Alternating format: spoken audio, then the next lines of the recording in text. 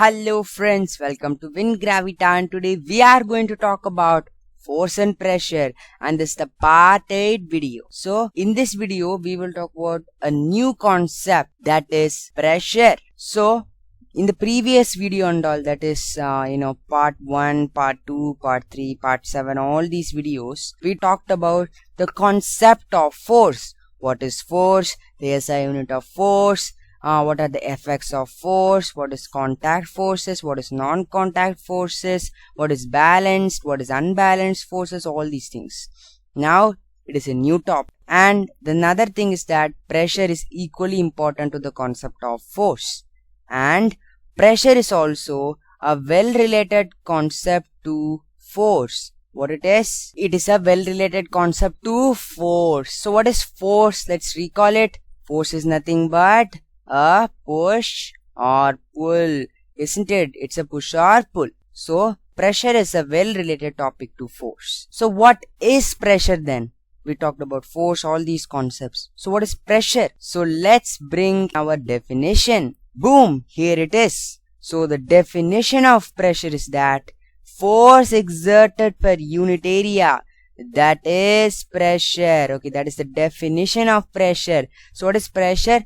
Pressure is force exerted per unit area. So if force is exerted per unit area, it results in pressure. So to calculate pressure, all these stuffs, we use a formula, that is nothing but pressure equals to force divided by area. We need these formulas to calculate how much amount of pressure is applied, like that things. It's really important. So here is the formula. The formula is pressure equals to force divided by area. Okay. Now let's jump into the next one, that is pressure depends on two things. Pressure depends on two things. That is, one is force and the second is area. Okay, pressure is depending on how much force is applied and in how much area that force is being applied.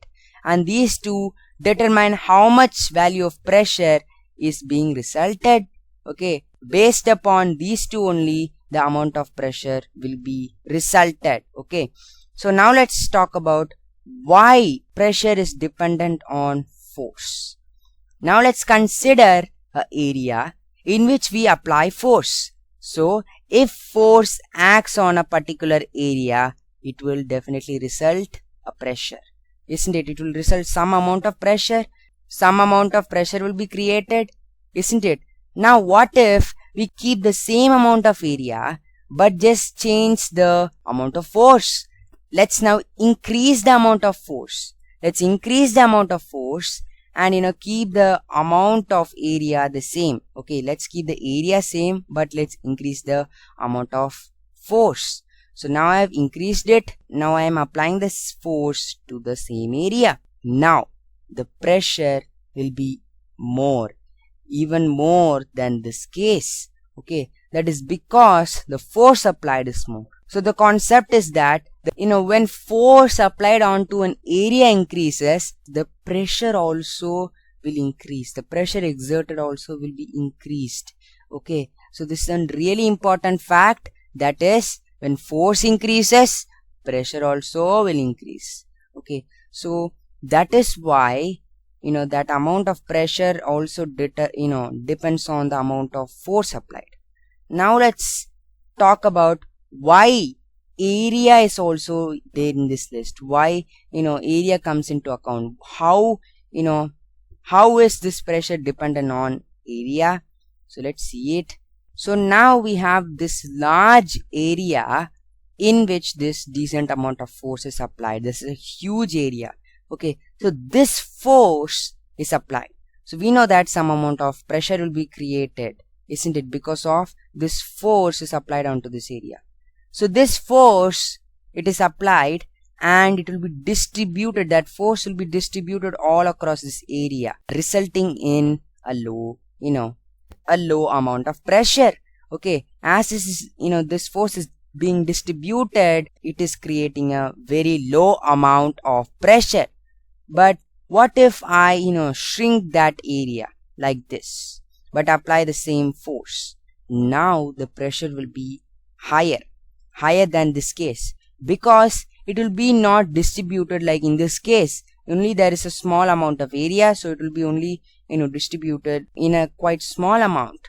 So here here the force will be slightly concentrated, so the resultant, that is the pressure, will be higher than this case. So what if we shrink more? In this case, we know that ultimately it will be even more concentrated, that force will be even more concentrated on one area. So the pressure will be so high, it is so high, it's humongous. Okay, so what can you observe in this? As the amount of area decreases, the pressure increases. Look at here, this is also an important fact, and this is the reason why pressure also depends on area. So pressure depends on force and area. So this is the thing. So what is pressure? And this is the reason why pressure is dependent on two things, that is force and area. Now let's recap this. What is pressure? Pressure is nothing but force exerted per unit area, and pressure equals to force divided by area. So thank you for watching and subscribe to my channel WinGravita, and stay tuned for more videos.